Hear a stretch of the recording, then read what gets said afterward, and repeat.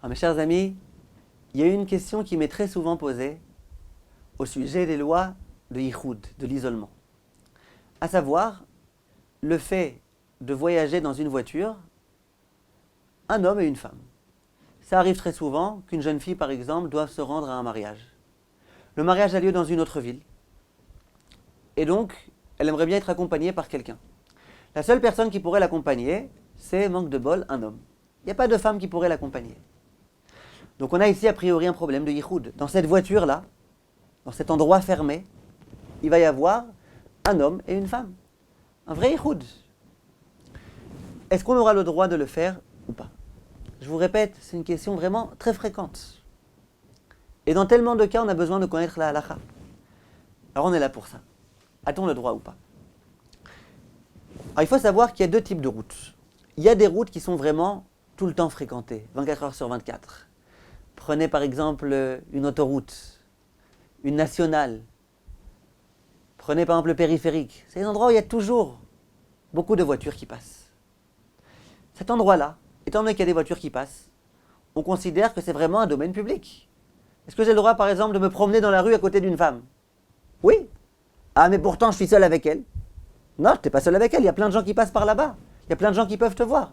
Donc il n'y a pas de problème de Yichud. Disent les décisionnaires, a priori là c'est la même chose. Si je me trouve dans une voiture, dans un endroit dans lequel il y a plein de passages, si jamais je souhaite garer ma voiture quelque part, à n'importe quel moment quelqu'un peut venir voir, des curieux en particulier, pourquoi la voiture est garée ici? Il y a des choses bizarres qui se passent. Je peux être aperçu à n'importe quel moment par des personnes. Il peut y avoir la fourrière qui va arriver, il peut y avoir la police, il peut y avoir... Donc dans les endroits où il y a beaucoup de passages, il n'y a aucune interdiction, il n'y a pas de problème. Vu que je me trouve dans un endroit où je peux être vu, donc je suis dans un domaine public, dans un endroit où il y a du passage, donc il n'y a pas de problème. Le problème qui peut se poser a priori est le suivant. Imaginez que j'emprunte une route complètement déserte. Ça arrive quelquefois dans des petits villages comme ça. La route est complètement déserte. Il y a une voiture toutes les 3 heures. Alors là, bien évidemment, il y aura un problème. Parce que je peux très bien garer la voiture et faire une avéra avec cette femme-là. Et ça, c'est un problème. Or, je vais avoir peur que quelqu'un puisse arriver, mais non, je sais que personne ne passe. Je connais très bien cette route, il n'y a jamais personne.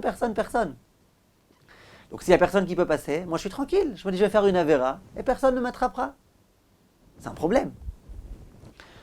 Or, c'est la raison pour laquelle dans ce genre de route, il y aura un problème de Yichud. Bon, ça veut dire quoi désert? Ça veut dire quoi qu'il n'y a pas de passage? Eh bien, c'est l'objet d'une discussion entre nos maîtres.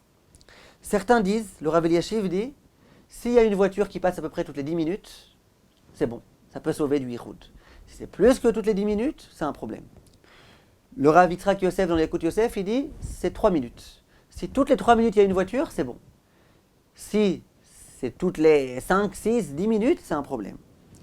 Et le Avni Ishpe lui dit non, c'est un temps de 5 minutes. Le temps du Yichud, c'est un temps de 5 minutes. Donc si je sais qu'à peu près toutes les 5 minutes il y a une voiture, toutes les moins que 5 minutes, c'est bon. Si je sais que c'est plus que toutes les 5 minutes, qu'il y a des voitures qui passent, c'est-à-dire qu'elles passent toutes les 10 minutes, là ce sera un problème.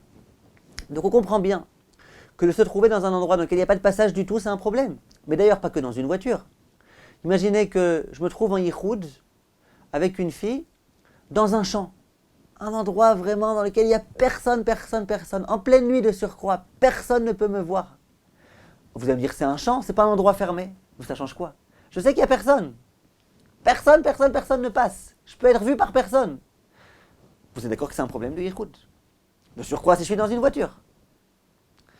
De surcroît si les vitres sont teintées. Donc on a bien compris. S'il s'agit d'une route qui est empruntée fréquemment, il n'y a aucun problème. S'il s'agit d'une route qui ne l'est pas, là il y a un problème. Simplement, il y a une question qui va se poser. Quelle est la question? A priori, pour arriver de la ville dans laquelle on se trouve jusqu'à l'endroit du mariage, on doit passer par l'autoroute. Simplement, qui est-ce qui me dit que je ne vais pas à un moment donné me dire j'ai envie de faire une petite avéra? Ici, bien évidemment, sur autoroute, j'ai peur de me faire attraper. Alors, on va changer le chemin. On va emprunter une route qui n'est pas du tout fréquentée. Et là-bas, on pourra faire des bêtises. Ça veut dire comment on peut autoriser à aller de telle ville à telle ville si on sait que le chemin qui va être emprunté, c'est un chemin dans lequel il y a du passage. Mais si à un moment donné j'ai un Yitzhara, eh ben, je risque d'en venir, de dévier de ce chemin-là, et d'aller dans un chemin où il n'y a personne. Et là, je serai dans un problème de yichud, et là, je risque de faire une avéra. Donc, a priori, on devrait m'interdire. Un homme et une femme dans une voiture, non. Même si le chemin qu'on doit emprunter, c'est un chemin dans lequel il y a du passage, de peur qu'à un moment donné, on emprunte un chemin où il n'y a pas de passage.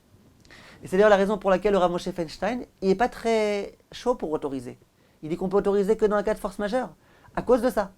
Parce que le Rav Feinstein, il dit, c'est vrai qu'en principe, vous êtes dans un endroit où vous allez être vu, mais qui dit qu'à un moment donné, vous n'allez pas emprunter un autre chemin. Simplement. La plupart des poskim, le Rav Shlomo Zalman Auerbach et beaucoup d'autres poskim disent que c'est pas vrai. Concernant les lois de Yichud, ce qui nous intéresse, c'est la situation actuelle. Si actuellement, au moment où on s'engage dans ce chemin, on est dans la voiture, on est dans un endroit où il n'y a pas de Yichud, et on sait que jusqu'au bout du chemin, on est censé emprunter des chemins dans lesquels il n'y aura pas de problème de Yichud, c'est pas la peine de se dire, et si jamais à un moment donné on a un Yetzer Hara et qu'on décide de... Parce que sinon on n'en finit plus. Sinon j'ai pas le droit non plus de me trouver dans la rue, là où il y a une femme. Pourquoi? Et si je décide de prendre cette femme et de l'amener avec moi à un endroit où il y a Yichud? De la même façon, il y a une halakha dans laquelle on va étudier Bezrat Hashem. On dit que si jamais on laisse la porte entrouverte, eh ben, il n'y a pas de problème de yichud dans certains cas. Pourquoi? Parce que les gens qui passent dehors, ils vont voir ce qui se passe. Et si jamais à un moment donné je décide de fermer la porte, il y aura yichud? Réponse non. On regarde la situation actuelle. Actuellement, il y a un homme et une femme, il y a une porte ouverte. Actuellement, il y a un homme et une femme dans un chemin dans lequel il y a du passage. Si à un moment donné, tu as du Yetzer Hara, d'accord. À ce moment-là, si tu as du Yetzer Hara et que tu empruntes le chemin dans lequel il n'y a pas de passage, à ce moment-là, bien sûr que tu feras une interdiction de la Torah. Mais de dire on va interdire à ces personnes-là d'emprunter le chemin habituel, de peur qu'à un moment donné ils aient du Yetzer Hara, on va interdire à un homme et une femme de se mettre dans un endroit où il y a une porte entrouverte, de peur qu'ils en viennent à fermer, ça on ne dit pas. Voilà la halakha. Maintenant il faut comprendre aussi quand même un point important. C'est que tout ce qu'on est en train de dire, c'est dans le cas où on a affaire à un homme, normalement constitué, qui sait qu'il n'est pas là maintenant pour fauter, il est là pour aller au mariage. Une femme normalement constituée qui n'est pas là pour fauter. Imaginez qu'on parle de petits jeunes là, des petits jeunes garçons, des petites jeunes filles qui sans arrêt passent leur temps à s'embrasser et à aller chercher les situations dans lesquelles ils peuvent aller faire des bêtises. Alors bien sûr qu'on leur dira mais ne montez pas ensemble dans la voiture. Vous savez très bien que sans arrêt vous faites exprès de dévier des chemins où il y a du monde vers des chemins où il n'y a pas de monde pour faire des bêtises. Alors bien sûr qu'on leur dira à ces gens-là ne montez pas dans la voiture. C'est le Rav Wosner qui le dit. Mais quand on a affaire à des gens qui n'ont pas envie de fauter, qui n'ont pas l'habitude de fauter, de dire peut-être qu'à un moment donné ils vont avoir du Yetzer Hara, ils vont se mettre dans une situation de yichud, ça, non. Maintenant, enfin, un dernier point important que les grands décisionnaires disent, c'est bien de ne pas être à côté l'un de l'autre. Si jamais le chauffeur c'est un homme et que une femme est accompagnée, que la femme elle s'asseye derrière. Si jamais c'est la femme qui conduit, que l'homme s'asseye derrière. C'est pas la peine qu'ils soient à côté l'un de l'autre. En général, les problèmes peuvent commencer déjà là. Quand on est à côté, on discute, on se regarde, on peut en venir à se toucher, etc., etc. Voilà dans les grandes lignes la halakha. Évidemment, ceux qui peuvent éviter de le faire. Si on a le choix entre être accompagné par un homme ou par une femme, quand je suis une femme, bien sûr qu'il vaut mieux que je sois accompagné par une femme. Si je suis un homme, par un homme. Bon, en tous les cas, la halakha ici, à mon avis, est claire. Kol tov mes chers amis, et à bientôt.